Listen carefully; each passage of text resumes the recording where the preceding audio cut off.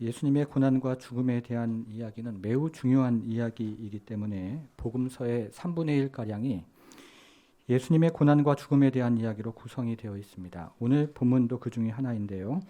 오늘 본문의 배경이 되는 1절과 2절을 다시 한 번만 좀 읽어보겠습니다. 1절과 2절을 같이 읽겠습니다.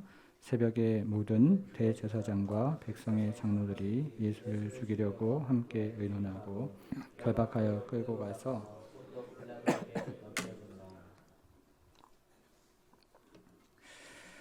예수님은 유월절이 시작되는 날 저녁에 감람산에서 체포가 되셔서 대제사장의 집으로 끌려가셨습니다. 그리고 바로 그 장소에서 심한 조롱과 모욕을 당하셨습니다. 그 중에 어떤 사람들은 예수님의 얼굴에 침을 뱉기도 하고 손바닥으로 때리기도 했으며 그리고 주먹으로 치기도 했던 것입니다. 예수님이 밤이 새도록 심한 조롱과 폭행을 당한 것입니다. 그런데 당시 유대인에게는 공식적인 사형 집행 권한이 없었기 때문에 밤이 새도록 대제사장들과 백성들의 장로들이 예수님의 죄명을 만들기를 시작했고, 날이 새자마자 당시 로마 총독이었던 빌라도에게 예수님의 신병을 넘겨주었던 것입니다. 오늘의 이야기는 그 가운데 삽입되어 있는 이야기인데요. 오늘 본문을 세 가지로 생각을 해보겠습니다. 주보의 3면에 말씀 노트가 있는데요. 첫 번째입니다. 첫 번째는 누가 예수님의 무죄한 피를 흘렸습니까? 하는 내용입니다. 오늘 본문의 첫 번째 질문은 누가 예수님의 무죄한 피를 흘렸는가 하는 것입니다. 3절부터 5절을 다시 한번 읽어보겠습니다. 3절부터 5절 같이 한번 읽겠습니다. 시작. 그때에 예수를 판 유다가 그의 정죄됨을 보고 스스로 뉘우쳐 근 30을 대제사장들과 장로들에게 도로 갖다 주며 이르되 내가 무죄한 피를 팔고 죄를 범하였도다 하니 그들이 이르되 그것이 우리에게 무슨 상관이냐 내가 당하라 하거늘 유다가 은을 성소에 던져놓고 물러가서 스스로 목매어 죽은지라. 첫 번째 단락에서 가장 중요한 말은 4절에 나오는 무죄한 피라는 말입니다. 여기서 무죄한 피라는 말은 예수님의 무죄한 피를 의미하는 것인데요. 이 무죄한 피라는 말의 표시를 한번 해보겠습니다. 여러분, 그러면 누가 무죄한 피를 흘렸는가 하는 것입니다. 첫째, 무죄한 피의 1차적인 책임은 유다에게 있습니다. 4절에서 유다가 내가 무죄한 피를 팔고 죄를 범하였도다 이렇게 이야기하니까요. 무죄한 피의 1차적인 책임은 유다에게 있는 것이 맞습니다. 다시 한번 그날 밤에 있었던 이야기를 생각을 해보겠습니다. 예수님은 유월절이 시작되는 날 저녁에 감람산에서 체포가 되어서 대제사장의 집으로 이송이 되었습니다. 그리고 대제사장의 관저에서 심한 조롱과 모욕을 당하셨던 것입니다. 그 중에 어떤 사람들은 예수님의 얼굴에 침을 뱉기도 하고 손바닥으로 때리기도 했으며 주먹으로 치기도 했던 것입니다. 예수님이 밤이 새도록 심한 조롱과 폭행을 당한 것입니다. 그런데 당시 유대인에게는 사형을 집행할 수 있는 권한이 없었기 때문에 밤이 늦도록 대제사장들과 백성들의 장로들이 예수님의 죄명을 만들기 시작했고, 날이 새자마자 당시에 총독이었던 빌라도에게 예수님의 신병을 넘겨주었던 것입니다. 그런데 이 모든 과정을 가까이에서 지켜본 유다가 마음의 커다란 양심에 가책을 받았습니다. 이것을 두 가지로 이야기를 하는데요. 첫째는 3절에 나오는 뉘우쳐라는 말입니다. 유다가 뉘우쳤다는 것입니다. 그런데 여기에 사용된 뉘우쳤다는 말은 회개한다 이런 말이 아니고 단지 후회한다 이런 뜻을 가진 말입니다. 그러니까 유다가 진정으로 회개를 한 것이 아니고 단지 후회를 했던 것입니다. 둘째는 5절에서 유다가 은을 성소에 던져놓고 물러가서 스스로 목매어 죽은지라 이렇게 이야기를 합니다. 유다가 스스로 목을 매어 죽은 것입니다. 이 두 가지 사실로 미루어 볼 때 무죄한 피를 흘린 1차적인 책임은 유다에게 있는 것이 맞습니다. 그런데 유다가 죽기 전에 한 가지 행동을 하는데요. 이 한 가지 행동에는 매우 상징적인 의미가 있습니다. 여러분, 유다가 죽기 전에 어떤 행동을 합니까? 은을 성소에 던져 넣고라고 이야기를 합니다. 유다가 죽기 전에 은을 성소에 던져 넣었던 것입니다. 여기서 말하는 성소는 성전고를 의미하는 것인데요. 성전고는 성소에 있는 금고를 뜻하는 것입니다. 유다가 예수님을 팔아넘길 때에 대제사장이 성전고에서 은 얼마를 꺼내서 유다에게 건네주었던 것이고, 이제 유다가 자신이 받았던 은을 다시 성전고를 향해서 던져 넣은 것입니다. 이것은 유다가 예수님의 피값으로 받았던 은을 다시 본래 자리로 되돌려 놓는 것을 뜻하는 것입니다. 여러분, 그러면 이제 예수님의 피값에 대한 책임을 누구에게 돌리고 있는 것입니까? 대제사장에게 돌아간 것입니다. 그리고 백성들의 장로들에게 돌아간 것입니다. 그러니까 무죄한 피의 2차적인 책임은 대제사장들에게 있다는 것이고, 그리고 백성들의 장로들에게 있다는 것입니다. 이것이 유다가 은을 성소에 던져 넣고라는 말이 의미하는 것입니다. 여러분, 그러나 이 무죄한 피의 책임은 여기서 끝이 나지 않습니다. 이번에는 27장 24절과 25절로 가보겠습니다. 27장 24절과 25절로 가보겠습니다. 빌라도가 아무 성과도 없이 도리어 밀란이 나려는 것을 보고 물을 가져다가 무리 앞에서 손을 씻으며 이르되 이 사람의 피에 대하여 나는 무죄하니 너희가 당하라. 백성이 다 대답하여 이르되 그 피를 우리와 우리 자손에게 돌릴지어다 하거늘. 빌라도가 예수님의 신병을 받아서 재판을 시작했는데 그 재판의 결과는 무죄였습니다. 그러자 백성들의 항의가 끊이지 않았고 밀란이 일어날 조짐이 보였던 것입니다. 이때 빌라도 자신은 예수님의 피에 대해서 무죄하다는 것을 보여주기 위해서 백성들 앞에서 손을 씻기를 시작합니다. 그러자 백성들이 뭐라고 이야기를 합니까? 그 피를 우리와 뭐라고 얘기합니까? 우리 자손에게 돌릴지어다. 이렇게 이야기를 합니다. 이것은 무죄한 피의 책임이 우리 모두에게 있다는 것을 뜻하는 것입니다. 그러니까 무죄한 피의 책임은 유다에게 있고, 그리고 당시 종교 지도자들에게 있으며, 그리고 그뿐만 아니라 우리 모두에게도 있다는 것이 성경의 증언인 것입니다. 이제 두 번째를 보겠습니다. 두 번째는 예수님의 피값은 얼마입니까? 하는 내용입니다. 예수님의 피값은 얼마입니까? 이번에는요, 본문으로 돌아와서 6절과 7절을 읽어보겠습니다. 6절과 7절을 같이 읽겠습니다. 시작. 대제사장들이 그 은을 거두며 이르되 이것은 피값이라. 성전고에 넣어두니 옳지 않다 하고 의논한 후 이것으로 토기장의 밭을 사서 나그네의 묘지를 삼았으니. 이 두 번째 단락에서 가장 중요한 말은 6절의 피값이라는 말입니다. 이것은 예수님의 피값을 의미하는 것인데요. 피값이라는 말의 표시를 이번에는 해보도록 하겠습니다. 우리는 여기서 두 가지를 살펴보겠습니다. 먼저 예수님의 피값이 얼마인가 하는 것입니다.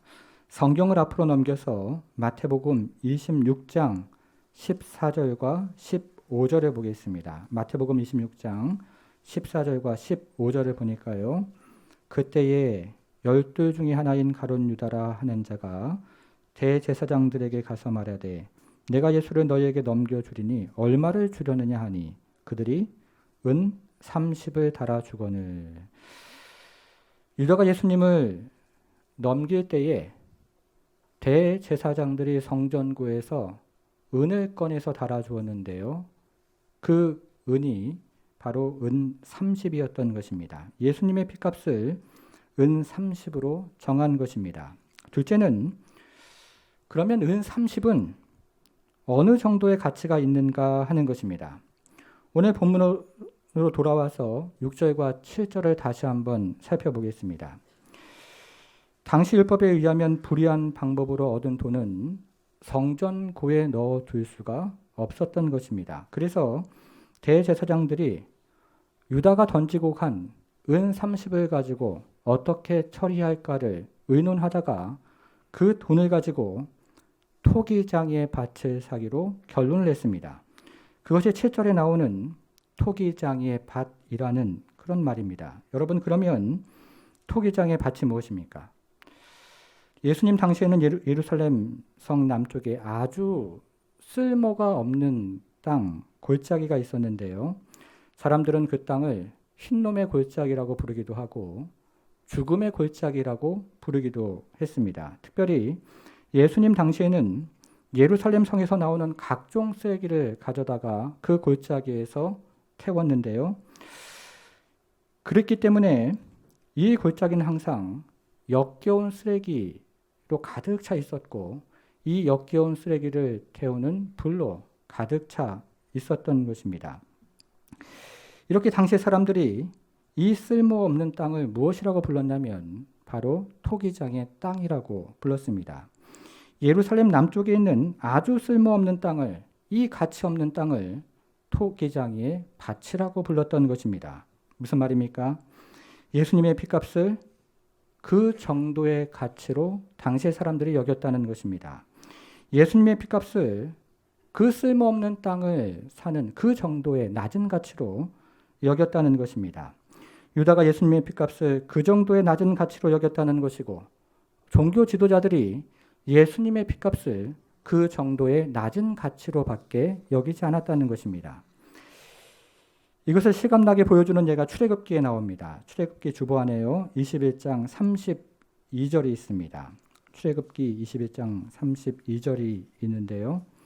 소가 만일 남종이나 여종을 받으면 소임자가 어떻게 합니까? 은 30세겔을 그의 상전에게 줄 것이요 소는 돌로 쳐서 죽일지니라. 이렇게 얘기를 하죠. 저희 집에 소가 있다고 가정을 한번 해보겠습니다. 그런데 어느 날 이 소가 옆집에 사는 종을 그만 들이받았습니다. 그러면 소의 주인은 종의 주인에게 배상을 해야 되는데 당시에 그 배상에 해당하는 금액이 바로 은 30이었던 것입니다. 무슨 말입니까? 예수님의 핏값이 그 정도의 가치로밖에 여겨지지 않았다는 것입니다. 여러분 이번에는 오늘 본문에서 구절을 한번 보겠습니다. 오늘 본문의 구절을 보니까요. 6절에 핏값이라는 말을 직역한 것이 9절에 나오는 가격이라는 말입니다. 여러분 9절에서 가격이라는 말이 모두 몇 번 등장을 하는지 한번 찾아보겠습니다. 모두 몇 번 등장을 합니까? 모두 3번에 걸쳐서 등장을 합니다. 그런데 여기서 가격이라는 말은 가치라는 뜻을 가지고 있는 말입니다. 그러니까 예수님의 피의 가치는 은 30이었던 것입니다. 유다가 보기에 예수님의 피의 가치는 은 30이었던 것이고 종교 지도자들이 보기에도 예수님의 피의 가치는 은 30이었던 것이며 당시에 많은 백성들이 보기에도 예수님의 피의 가치는 은 30이 고작이었던 것입니다. 사랑하는 성도 여러분, 우리들은 어떻습니까? 하는 질문을 오늘 본문은 하고 있는 것입니다. 우리는 예수님의 피의 가치를 얼마로 생각하는가 하는 것입니다. 제가 여러분들에게 예수님의 가치가 얼마입니까? 이렇게 질문하면 아마도 많은 분들이 예수님은 나의 인생에서 가장 소중한 분이십니다. 이렇게 대답을 할 것입니다.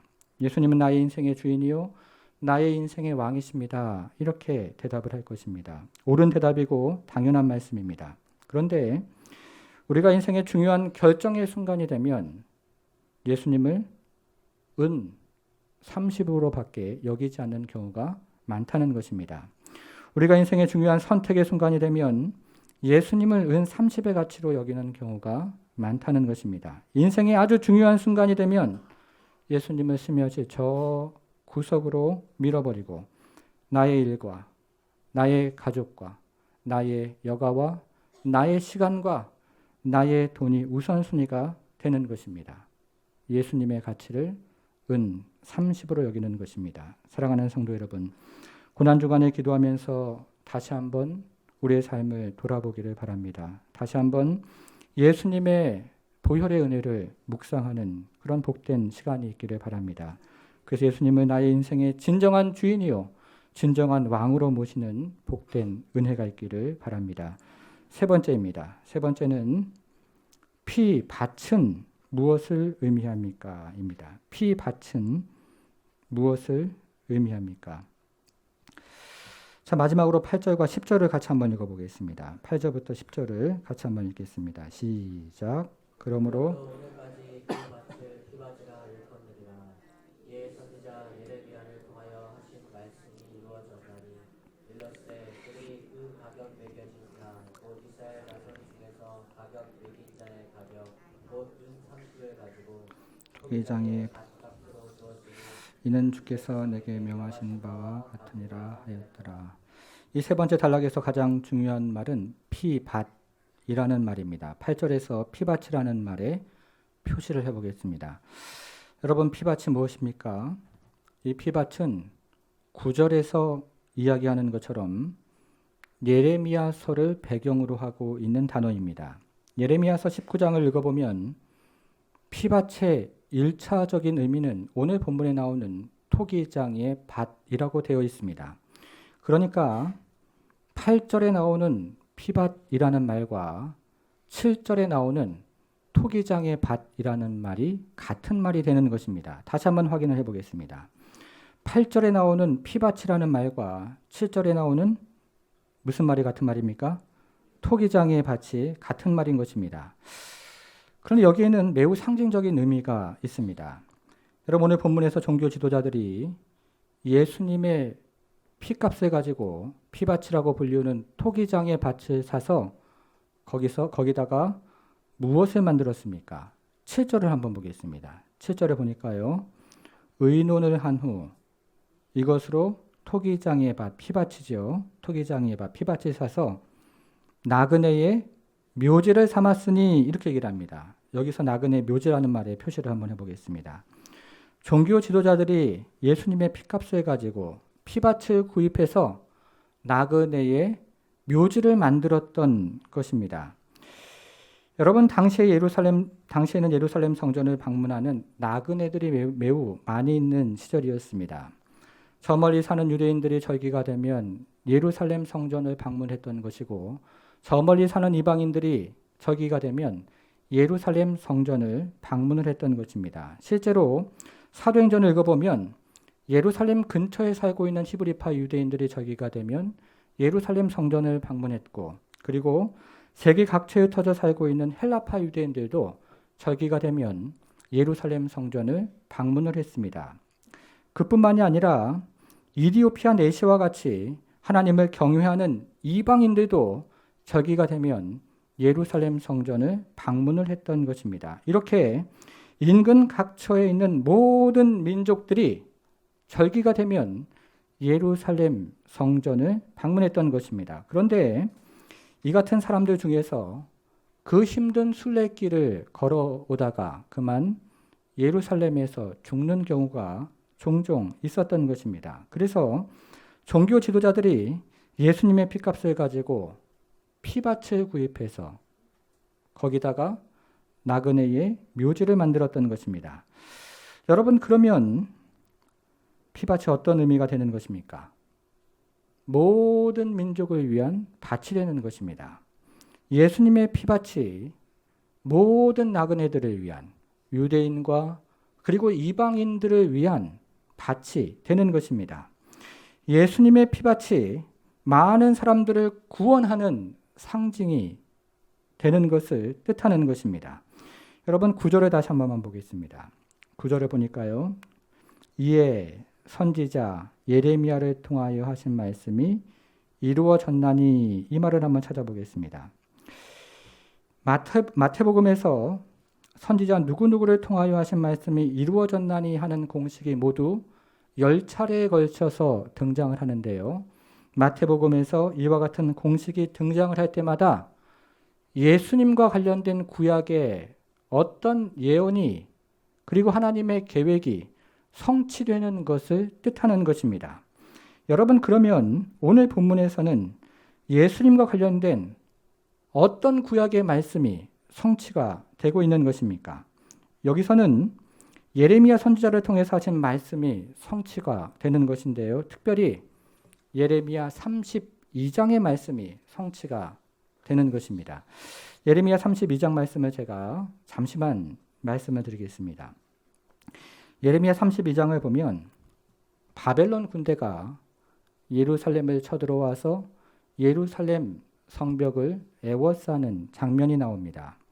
이제 잠시 후면 바벨론 군대가 예루살렘을 함락하는 시점이 되는 것이고, 그리고 그 안에 있는 모든 백성들을, 하나님의 이스라엘 백성들을 바벨론으로 끌려갈 그 직전의 상황이었던 것입니다. 그런데 이때 하나님께서 예레미야에게 예루살렘 인근에 있는 한 땅을 사라고 명령을 하십니다. 여러분, 이것은 잘 이해가 되지 않는 말씀입니다. 이것은 잘 납득이 되지 않는 말씀인 것입니다. 이제 잠시 후면 바벨론 군대가 예루살렘을 함락할 것이고, 그리고 이스라엘 백성들을 모두 끌려가는 이 시점에 땅을 사는 것이 무슨 소용이 있겠습니까? 이것은 잘 이해가 되지 않는 말씀이고 납득이 되지 않는 말씀인 것입니다. 그런데 여기에는 매우 상징적인 의미가 있습니다. 예레미야가 땅을 구입하는 이 행위는 미래에 어느 시점에, 하나님께서 정하신 그 어느 시점에 이제 하나님의 백성이 회복되는 것을 상징하는 것입니다. 예레미야가 땅을 구입하는 이 행위는 미래의 언젠가 하나님이 계획하신 바로 그 시점에 하나님의 백성이 구원되는 것을 상징하는, 바로 그것을 의미하는 것입니다. 여러분, 그러면 그때가 언제입니까? 오늘 본문이 그 얘기를 하고 있는 것입니다. 예수님의 피밭을 통해서, 예수님의 피를 통해서 그 일이 성취가 되었습니다 라고 이야기하는 것입니다. 예수님이 잠시 후면 피를 흘리실 것인데, 그리고 피밭이 형성이 될 것인데, 바로 그 피밭을 통해서, 예수님의 피밭을 통해서 예레미야가 했던 그 말씀이 성취가 된다는 것입니다. 그러니까 피밭은 우리의 구원을 상징하는 것이고, 우리의 회복을 상징하는 것이며, 우리의 대속을 상징하는 바로 그런 의미가 되는 것입니다. 이제 오늘 본문을 정리를 한번 해보겠습니다. 오늘 본문의 주제는 피입니다. 여러분, 우리가 피와 관련해서 세 가지 말의 표시를 했는데요. 첫 번째는 무엇입니까? 4절에 나와 있는 무제한 피입니다. 두 번째는 6절에 나와 있는 피, 값입니다. 그리고 세 번째는 피, 밭입니다. 첫째, 예수님은 무제한 피를 흘렸습니다. 유다가 이 일에 관여를 했고, 종교 지도자들이 이 일에 관여를 했으며, 우리 모두가 이 일에 관여를 했다고 성경은 증언을 합니다. 둘째, 예수님의 피값은 은 30으로 정해졌습니다. 예수님의 피값은 쓸모없는 땅을 사는 정도의 가치로 정해졌고, 다친 종을 배상하는 금액 정도의 가치로 정해진 것입니다. 매우 낮은 가치로 예수님의 피값이 정해진 것입니다. 이것은 우리가 예수님을 저 구석으로 밀어내고 내가 사용하다가 남은 시간을 가지고 예수님을 섬기는 것을 뜻하는 것이고, 내가 사용하다가 남은 돈을 가지고 예수님을 섬기는 것을 뜻하는 것입니다. 그것이 은 30에 해당하는 금액인 것입니다. 세 번째입니다. 그러나 예수님의 피값은 모든 민족을 위한 피밭이 되었습니다. 예수님의 피값은 많은 사람들의 구원을 위한 피밭이 된 것입니다. 그래서 이제는 민족과 상관없이, 국가와 상관없이, 언어와 상관없이, 교육이나 재산이나 신분과 상관없이 예수의 보혈을 믿기만 하면 구원을 경험하는 것입니다. 누구든지 예수의 보혈을 믿기만 하면 영생을 경험하는 은혜가 있는 것입니다. 누구든지 예수의 보혈을 믿기만 하면 인생의 참 의미와 인생의 참 행복을 경험하는 은혜 속으로 들어가게 된 것입니다. 사랑하는 성도 여러분, 우리는 예수님의 피값을 은 30으로 여겼지만 예수님은 우리를 위해서 자신의 생명을 내어주셨습니다. 우리는 예수님의 피값을 하찮은 것으로 여겼지만 예수님은 우리를 위해서 십자가에서 자신의 생명을 내어주신 것입니다. 이제 고난주간이 시작이 됩니다. 한 주간 또 새벽에 많이 나오셔서 보혈의 깊은 은혜를 경험하는 한 주간이 되기를 바랍니다.